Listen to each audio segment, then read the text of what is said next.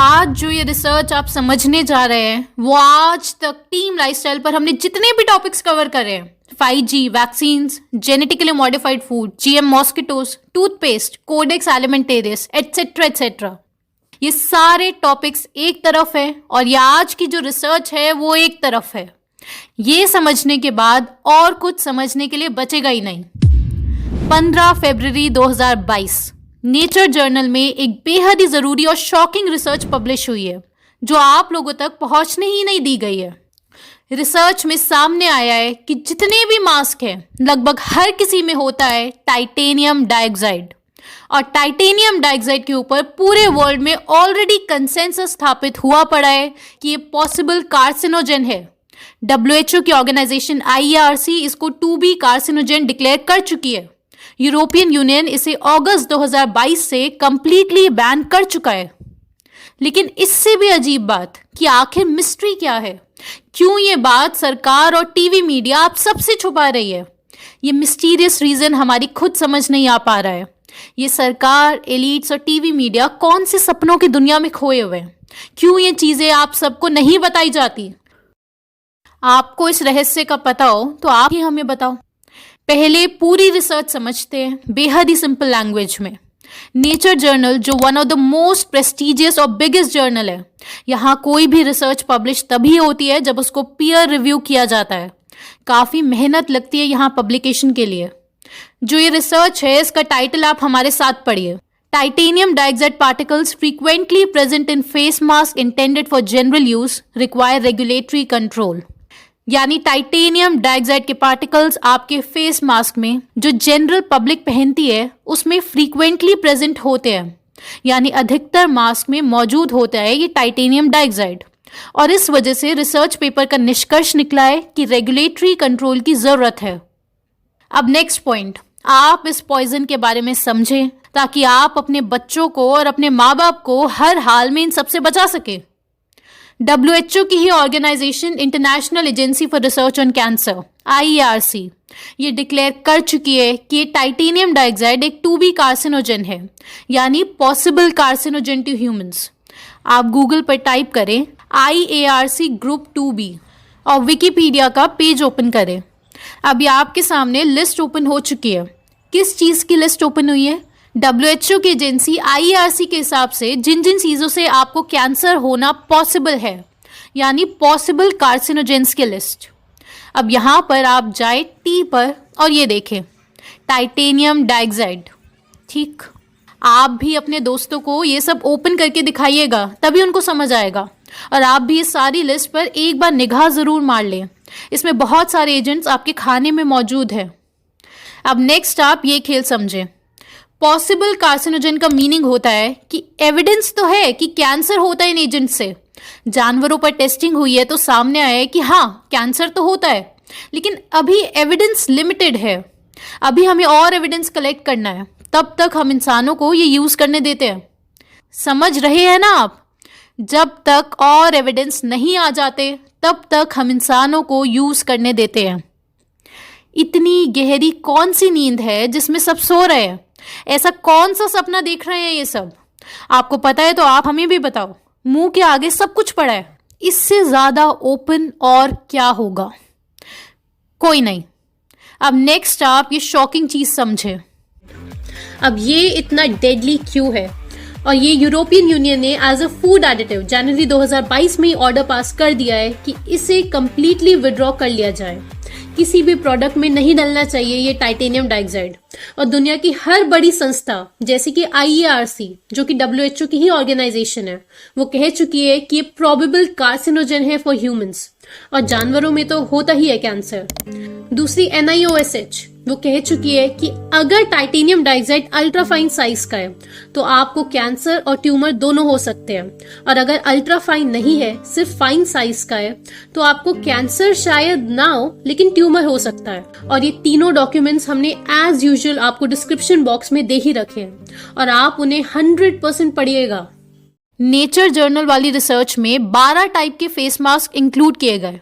वो सारे के सारे मास्क जो आज तक आपने देखे हैं, यूज करे हैं, आपकी फैमिली मेंबर्स ने यूज किए हैं, ये वाला, ये वाला, ये वाला, सारे के सारे। तो जब इन मास्क को स्पेक्ट्रोमीटर में डाला गया तो सामने आया कि ऑन एवरेज मास्क में shockingly 791 to 1,52,345 microgram titanium dioxide है। पूरे के पूरे मास्क में इतना है और मास्क के सरफेस पर 17 टू 4394 माइक्रोग्राम टाइटेनियम डाइऑक्साइड है। और जो एक्सपोजर लिमिट्स बनाई गई थी इन्हेलेशन के लिए कि इससे ज़्यादा इंसान एक्सपोज नहीं होना चाहिए, वो तो सिर्फ और सिर्फ 3.6 माइक्रोग्राम है। ये क्या हो गया? मतलब 5 गुना ज़्यादा टाइटेनियम डाइऑक्साइड सरफेस पर था, जिससे पिछले 2 सालों से ज़बरदस्ती हम सबको एक्सपोज किया जा रहा था। ये चल क्या रहा है? और नेक्स्ट इंपॉर्टेंट पॉइंट समझे कि ये जो लिमिट्स है ना, ये भी आउटडेटेड हो चुकी है। अगस्त 2022 में यूरोपियन यूनियन इस टाइटेनियम डाइऑक्साइड को कंप्लीटली बैन कर चुकी है, क्योंकि लिमिट सेट करना पॉइंटलेस साबित हो चुका था। क्योंकि ये जो टाइटेनियम डाइऑक्साइड है ये आपकी बॉडी में एक्यूमुलेट होता रहता है, यानी इकट्ठा होता रहता है। इसलिए यूरोपियन यूनियन ने डिसाइड किया है कि लिमिट्स नहीं, अब तो कंप्लीटली बैन कर दो इसे, कहीं भी नहीं मौजूद होना चाहिए ये एजेंट। अब इस पेपर में आगे लिखा है कि हमने कोई अजम्पशन नहीं किया है कि मास्क से टाइटेनियम डाइऑक्साइड रिलीज होता है या नहीं। तो ये हम नहीं बता सकते कि क्या आपके शरीर के अंदर ये एजेंट जा रहा है या नहीं जा रहा। समझ रहे हैं आप? रिसर्च में जब स्पेक्ट्रोमीटर से देखा गया तो सामने आया कि लगभग हर मास्क में टाइटेनियम डाइऑक्साइड लिमिट से 500% ज़्यादा है। लेकिन हमें नहीं पता कि आप इसे इनहेल कर रहे हैं या नहीं कर रहे हैं, क्योंकि इनहेलेशन को तो हमने नापा ही नहीं है। क्या पता मास्क के अंदर सांस लेते या नहीं लेते हो, क्योंकि हो सकता है ना कि कोई कोई इंसान 12-12 घंटे सांस ना लेता हो मास्क के अंदर। क्यों नहीं हो सकता? क्या पता मुंह पर टेप लगा लेते हो मास्क के अंदर से। तो इन रिसर्चर्स को क्या पता इनहेल होता है या नहीं होता टाइटेनियम डाइऑक्साइड। इसलिए रिसर्च का कंक्लूजन ये नहीं है कि मास्क से कैंसर हो जाएगा, ये आप क्लियर हो जाओ। रिसर्च का कंक्लूजन है कि मास्क के अंदर होता है टाइटेनियम डाइऑक्साइड, और टाइटेनियम डाइऑक्साइड तो एक्सट्रीमली डेंजरस है ही। अब मान लो कि आपसे कोई ये बोल दे कि मास्क से तो कैंसर होने के चांसेस है, तो आपको फैक्ट चेकर्स झूठा डिक्लेयर कर देंगे। आप गूगल पर लिखें mask titanium dioxide fact check और रॉयटर्स फैक्ट चेक का आर्टिकल खोलें। लिखा है यहाँ पे fact check, no evidence, titanium dioxide in face mask is dangerous to wearers. आप सीधे इनके वर्डिक्ट पर जाएं। यहाँ क्या लिखा है? ये बात तो सच है कि मास्क के अंदर टाइटेनियम डाइऑक्साइड मौजूद है, लेकिन इसका कोई सबूत नहीं है कि फेस मास्क से टाइटेनियम डाइऑक्साइड रिलीज होता है या आप उसे इनहेल करते हो, क्योंकि इसकी तो हमने टेस्टिंग की ही नहीं है। इतना टाइम नहीं है हम पर। सारा ड्रामा ख़त्म नहीं हो जाएगा अगर ये भी टेस्टिंग करवा दी। तो अगर आपने बोला कि मास्क में टाइटेनियम डाइऑक्साइड होता है जो पॉसिबल कार्सिनोजेन है तो ठीक है, लेकिन आप ये नहीं बोल सकते कि वो मास्क से आप इनहेल कर रहे हो। चाहे आप 12 घंटे मास्क पहनो, 4 दिन एक ही मास्क चलाओ, लेकिन ये नहीं कह सकते कि मास्क से वो एजेंट आपके अंदर जा सकता है, क्योंकि अभी टाइम नहीं है ना इन पर स्टडी करने का। जबकि लिमिट्स हैं, हर 4 घंटे के बाद आपको मास्क चेंज करना होता है। डैम्प मास्क नहीं पहनना है, यानी अगर स्वेटिंग एक्सेट्रा हुई है तो मास्क बदल दें, फटा हुआ मास्क बदल दें। लेकिन ये सब नहीं बताया जाएगा। आपसे चालान वसूला जाएगा या आपको डराया धमकाया जाएगा। 150-200 रुपये के काम वाले लेके, और जैसे ही मैं घर में एंट्री मारी थी वैसे ही बोले इधर आओ, मुझे बुलाया। मैंने कि जैन सर, सिपाही ने नवाज चौकी के। अच्छा। वो कर लेते वो उस टाइम पे जब मुझे 4-5 डंडे मारे। मैं सर क्यों मार रहे हैं? बोलते रहे माँ गली गाली बक के। तो मैं सर मैं जेब में लगा ले रहा हूँ। बोले आप लगाए बोतली की बहुत गंदी गाली बक के। क्या नाम था सिपाही? सर एक का नाम बताया और बुला लिए थे, उन्हें आज्ञा मारा है। थाना बारादरी का एक मामला है जिसमें एक लड़का है रंजीत, इसके द्वारा ये आरोप लगाया गया कि कुछ पुलिसकर्मियों के द्वारा उसके हाथ और पैर में कील ठोक दी गई है। ये जो व्यक्ति है इसके द्वारा बदतमीजी की गई थी और वहाँ पे बिना मास्क के घूम रहा था। तो इसके उसी प्रकरण में इसके ऊपर धारा 323, 504, 506, 332, 353 और 188 आईपीसी, 269, 270 आईपीसी के अंतर्गत मुकदमा पंजीकृत कराया गया है। लेकिन दोस्तों अब आपको बहुत ही खास जानकारी मिल चुकी है और इसको आप हर किसी तक भेजें, तभी इन टॉपिक्स पर इंसानी सभ्यता का ध्यान आ सकेगा। पहली चीज, अगर आप इंटरनेशनल प्लान्स और ग्रेट रीसेट समझते हैं और वर्ल्ड इकोनॉमिक फोरम क्या कर रहा है वो आपको समझ आने लगा है और उसकी थोड़ी भी जानकारी रखते हैं, तो आपको बस स्क्रीन लिखकर KREEN ये लिखकर इस नंबर पर व्हाट्सएप करना है।